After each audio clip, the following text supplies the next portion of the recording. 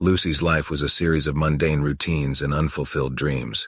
That was until the day she brought the Barbie doll home from the old antique store.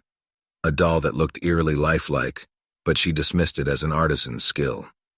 The first night she dreamt of a vivid, cozy coffee shop. The Barbie was there, speaking in soothing tones, guiding Lucy through a job interview for her dream position at a prestigious firm. The next morning, an email notification buzzed Lucy's phone, an invitation for an interview at that very firm. She was elated and slightly bewildered. But when Lucy glanced at the doll, its eyes seemed to gleam knowingly. The subsequent nights brought more dreams, always with the doll offering guidance on how Lucy could climb the corporate ladder. And every suggestion turned into reality. One night, as Lucy was enveloped in the euphoria of success, the Barbie appeared in her dream, but with a different tone. "A favor for a favor," it whispered. Lucy felt uneasy. "What do you want?" she murmured. "A small sacrifice, something insignificant," the doll cooed. Lucy woke up, shrugging off the bizarre dream. But as days turned into nights, her dreams took a dark twist. Gruesome visions of herself being sliced, with each cut aligning with the waking world. Panic consumed her when she noticed precise wounds that mirrored her dreams. Feeling desperate, she offered her favorite necklace to the doll. The next day, Lucy woke up without any new cuts and found a note from her company, a significant bonus in recognition of her exceptional work. Feeling emboldened, Lucy asked the doll in her dream about finding love, and soon she met Mark. He was perfect in every conceivable way. But just as Lucy was settling into this newfound happiness, the doll reappeared. "Now a bigger sacrifice," it whispered sinisterly. Lucy ignored it, hoping it would go away, but she woke up to a scream from Mark. His ear had been cleanly sliced off, the terror in his eyes was unmistakable. Lucy tried to console him, but the truth gnawed at her. The doll wasn't a mere toy. Its demands were real, and ignoring them came at a terrible price. As Lucy's ambitions grew, so did the doll's demands. It promised riches beyond belief, but the price was Jenny, her best friend. Torn between unparalleled wealth and a lifelong bond, Lucy hesitated. But the tantalizing visions of opulence and the horrifying consequences of denying the doll clouded her judgment. One night, with a heavy heart and trembling hands, Lucy invited Jenny over. They laughed, reminisced, and as the night grew darker, Lucy made her move. The next morning, Lucy's bank account swelled, but the void left by Jenny's absence was a chasm she could never fill. Lucy realized too late the true price of her desires. She lived a life surrounded by material wealth, but every reflection, every shadow whispered Jenny's name, a constant reminder of the price she paid for a life she thought she wanted. Lucy's opulent life soon became unbearable. Every luxury felt like a weight, every joy tainted by the echoing laughter of her lost friend. One night, consumed by guilt and regret, Lucy dreamt of the Barbie doll once more. It stood amidst a sea of faceless figures, all with hauntingly familiar silhouettes. "I did what you asked," Lucy cried out, tears streaming down her face. "Why won't you leave me alone?" The doll tilted its head, and in its cold, emotionless voice it said, "Your desires were a debt, and now it's time to pay in full."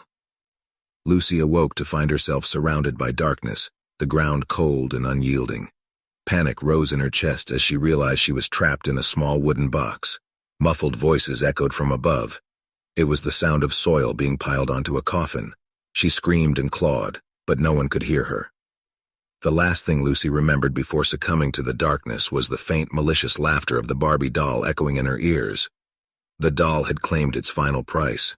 Years later, a family moved into Lucy's old mansion, drawn by its beauty and tales of untold riches. In the attic, a little girl found an old Barbie doll. As she held it, the doll's eyes seemed to gleam, and the house echoed with faint, malicious laughter.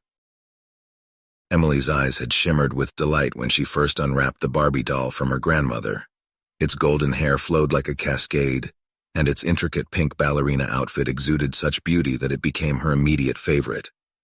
Grandmother had told Emily that the doll belonged to another little girl a long time ago, a statement she'd said with a hint of sadness, but never elaborated on. Night after night, Emily would play with the doll, creating whimsical stories of its adventures. But as days progressed, Emily began to notice peculiar happenings. The doll never seemed to stay in one place. It would often be found at different spots from where she had left it. One evening, as Emily lay down to sleep, she heard soft sobs emanating from the doll's direction. She thought she was dreaming, but the crying was unmistakable and grew more intense. Curiosity overpowering her fear, she approached the doll and delicately picked it up. As Emily held it, a rush of visions consumed her. She saw a young girl not much older than herself named Lila. She was playing with this very Barbie, laughing and dancing around a room. But then the scenes darkened. Lila was taken by a stranger, dragged into a dimly lit chamber, and tortured. Each vision was more horrifying than the last, ending with Lila's painful demise at the hands of her kidnapper. Gasping for breath, Emily dropped the doll, now understanding its tragic history. The Barbie wasn't just a toy.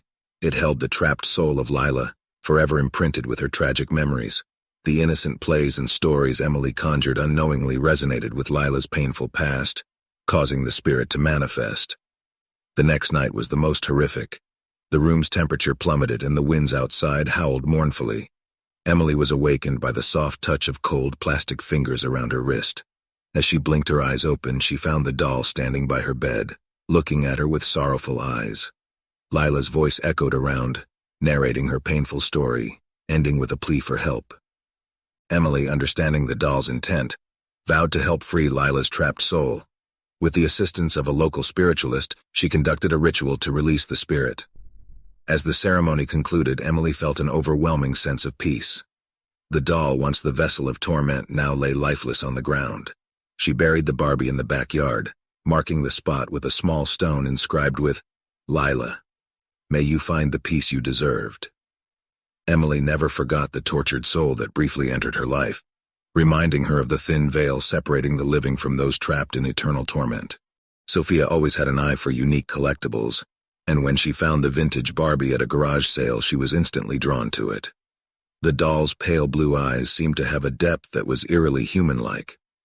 The seller, an old man with a clouded gaze, hesitated for a moment before muttering a price. Something in his voice hinted at relief, even desperation, to rid himself of it. The first sign that something was off was the strange dreams, visions of alleyways, sharp knives gleaming under the dim light, and muffled screams echoed in Sophia's mind. Each morning she'd wake up drenched in sweat, the details fading but the unease persisting. As days turned into weeks, the line between dream and reality began to blur. Sophia started blacking out, losing hours and sometimes entire evenings. Items she didn't remember purchasing began appearing in her home: gloves, ropes, and once a sinister-looking blade. Her once pleasant demeanor turned cold and she became withdrawn. Friends who visited commented on the Barbie doll's unsettling presence. Its eyes seemed to follow them, and some swore they'd heard faint whispers coming from its direction. But Sophia was increasingly attached, spending hours talking to the doll and even setting a place for it at the dinner table. Sophia's closest friend, Lena, began to dig into the doll's history after witnessing Sophia's unnerving behavior. The trail led to a chilling discovery. The doll had previously belonged to Lila Martins, a notorious serial killer from the 70s. Lila was known for her dual persona, a sweet-faced woman by day and a ruthless murderer by night. Legends claimed that Lila's soul was trapped in the doll after her violent death. Lena tried to confront Sophia, but by then the transformation was almost complete. Sophia's eyes, once filled with warmth, now radiated a cold malevolence. One evening, as the city's fog grew dense and the moonlight dim, Lena received a voice message from Sophia, her voice eerily calm. "I've chosen my first. Come find me if you dare." In a heart-stopping search, Lena, armed with only her courage, finally located Sophia in an abandoned building. The sight was chilling. Sophia, knife in hand, stood over a bound figure, the Barbie doll propped beside her, overseeing the scene. A tense standoff ensued, and Lena, drawing on their past connection, tried to reach the Sophia she once knew. Tears streamed down Sophia's face as she battled with the force consuming her. With a final act of strength, she hurled the doll into a blazing fire. Screams, not from Sophia but from the doll, echoed through the building. As the plastic melted and the fire consumed the evil within, Sophia collapsed, free from the entity that had taken hold of her. The city breathed a sigh of relief when Sophia was found and the cursed Barbie destroyed. Lena was hailed as a hero for saving her friend from the doll's wicked influence. Sophia, traumatized by the events, underwent therapy and was placed in a monitored rehabilitation program. The general consensus was that she was an innocent victim, manipulated by the malevolent spirit within the doll.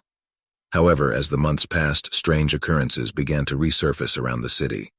People went missing, only for their bodies to be discovered days later, bearing the distinct modus operandi of a familiar killer from the past.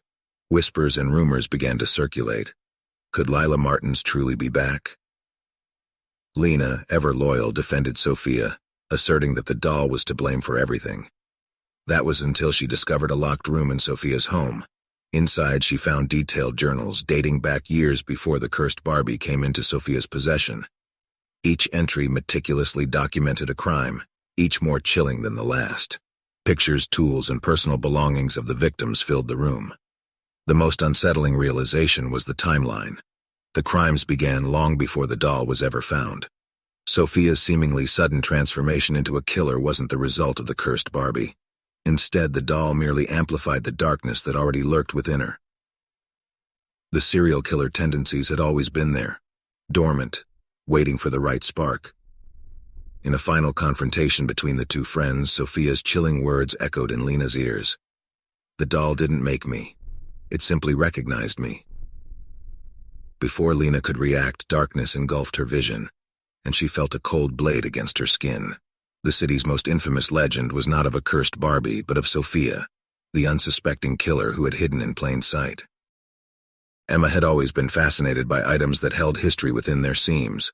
Her home was filled with heirlooms, antiques, and relics from another era.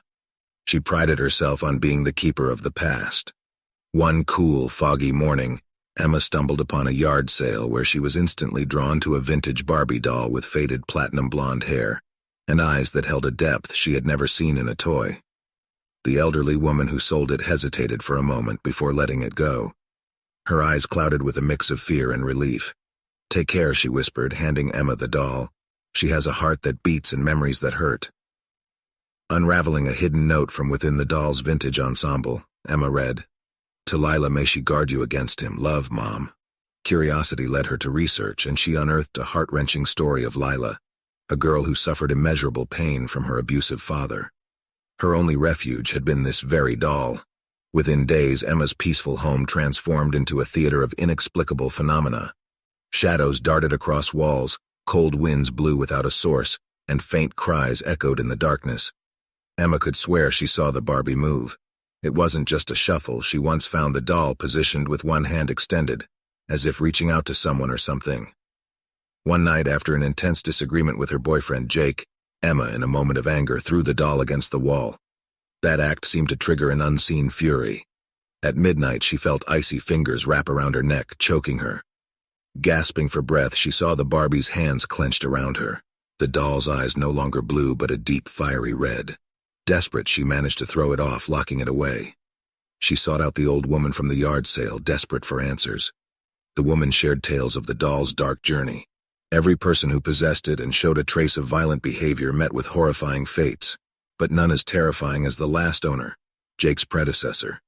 He was discovered in his bedroom, every bone twisted and dislocated as if he'd been wrung out like a cloth.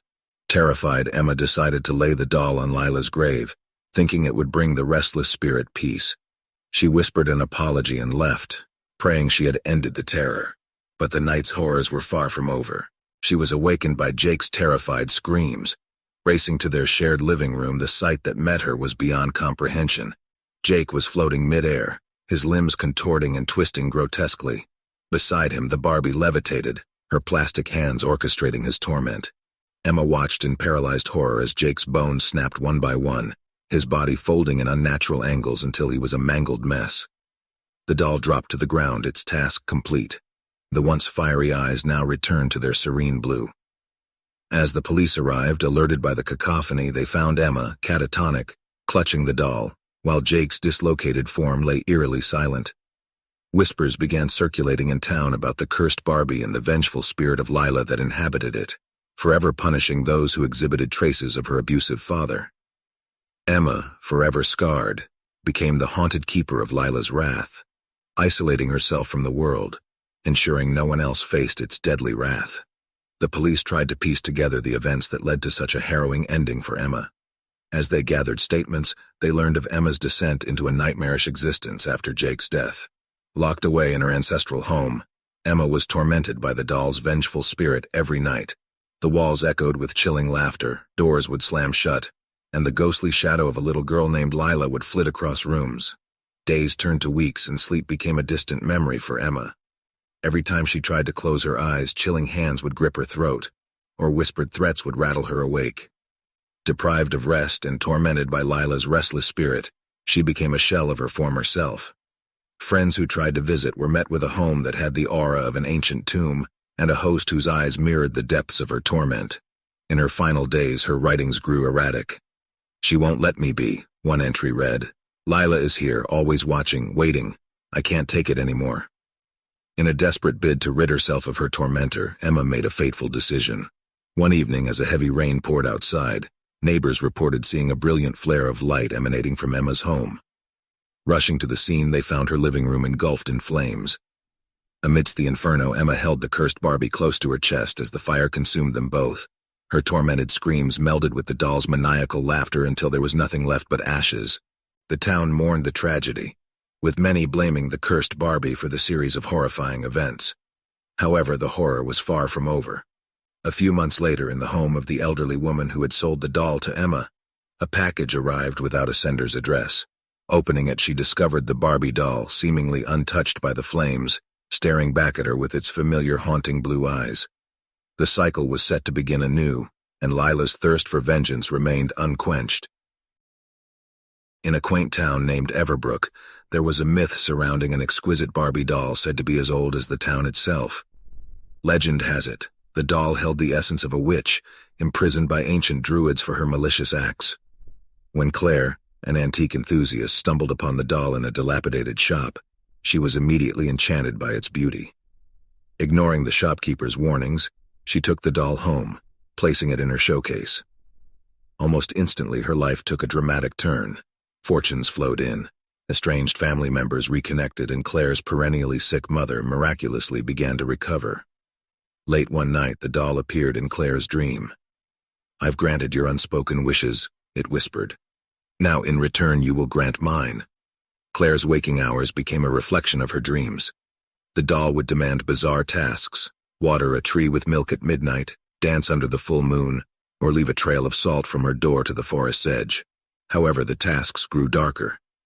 "Bring me the black feather of a crow struck by lightning," the doll demanded one night. Strangely enough, the very next day, Claire stumbled upon such a feather during her evening walk. But the final demand was the most chilling. "By the next full moon," the doll whispered in her ear as she slept, "you must bring me the heart of something you love." Torn between her love for her cat, Whiskers, and her mother, Claire resisted. Each day, her world crumbled. Her fortunes disappeared. Her mother's health deteriorated rapidly, and even her own reflection seemed to age overnight. In the midst of her agonizing dilemma, Claire realized that the price of her mother's life might be too great. When the doll demanded the heart of Whiskers, Claire's beloved cat, she hesitated but eventually yielded to the request. In a heart-wrenching act, she offered the heart of her feline friend to the cursed doll, praying it would save her mother. Indeed, her mother's health drastically improved, but a chilling consequence emerged. Whiskers' ghostly figure began to materialize throughout the house, fading in and out of existence. Every corner Claire turned, she would see the apparition of her once-cherished pet. Its once loving meows now twisted into a distorted, agonizing sound that echoed throughout the night, a grim reminder of the sacrifice she had made. But the doll's hunger for dark offerings didn't end there. A month later, it presented Claire with a more sinister demand: the heart of a child, specifically the heart of the little girl named Lila who often visited Claire with her mother. The two had become close. Lila viewed Claire as an aunt, and their bond was unmistakable. Terror gripped Claire. She might have sacrificed her beloved cat, but the thought of harming an innocent child, especially one she had grown fond of, was unfathomable. The torment of choosing between the demands of the cursed doll and her own moral compass became unbearable. One stormy night, in a moment of desperation, Claire decided to end the doll's reign of terror. She snatched it from its ornate case and threw it into the fireplace. Flames lapped hungrily at the cursed artifact. However, as the doll was consumed, an agonizing pain ripped through Claire, as though the fire was burning her from the inside out. The following morning, Everbrook's townsfolk discovered a horrifying scene. Claire's home was charred and smoky, remnants of the previous night's fire still lingering. Inside, they found Claire's body, grotesquely burned and contorted, her face twisted in an eternal scream. Rumors spread that the cursed doll took Claire with it, exacting its final revenge. While the doll was never seen again, mothers in Everbrook still whisper warnings to their children about the dangerous allure of wishes and the prices one might pay. In the shadows of the night, if our tales from unsettling horror stories gave you a fright, press like and let it be known. Subscribe, so you're never alone in this haunting journey, and share, so others too can be wary. Until our next sinister tale, stay dark, dear listener.